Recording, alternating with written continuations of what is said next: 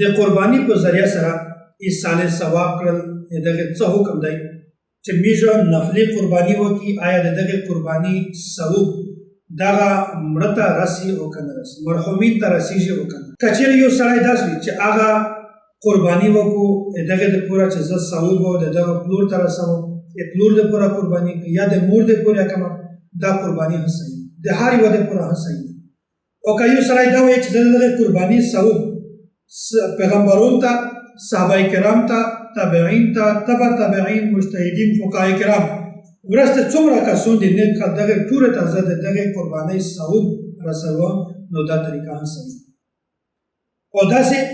په دغه وجوب نفلي قرباني کې که چېرې واجبه قرباني وي په دغه کې د نفلي قرباني حصه کښېښول دا هم صحیح 15 قربانۍ دي 6 قربانۍ دي دغه واجبې دي په سړي باندې 6 کسان شریک دي اووم کس داسې سره شریک شه چې په یوه باندې قرباني واجبه نه ده خو نفلي قرباني نو د داسې کس شرکت دا صحیح او داسې د قرباني ایصال ثواب چې کوم دی په دا کې یوه غټه غلط فهمي ده چې عام خلک په دا کې غلط دي د یوه کس دپاره ایصال ثواب کو 15 زامن دي د یوه کس 6 زامن دي پلور یې وفات شوی دی هغه 15 زامن په یوه ځای باندې د خپل پلور دپاره ایصال ثواب قرباني نو د دغې هغه غلطه طریقه چې هغه زه نه درته بیانوم خو صحیح طریقه چې کومه ده چې په کوم باندې قرباني سره کېږي هغه دا ده چې 15 ورنه 6 ورنه یوه ورنه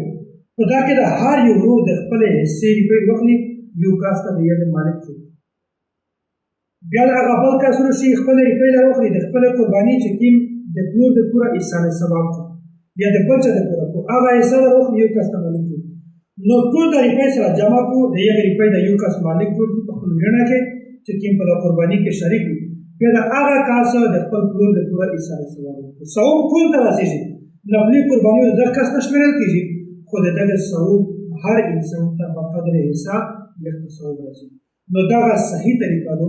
هسې په غلطه طریقې کې ظلم مه شاملوئ خلک قرباني وکړو وروسته پته ورته ولګېږي چې اوهو د مو خو دا قرباني وه د پلور مې دا وه د پلور مې دا وه د مو دا خلک ته دا پته نه لګي چې مو د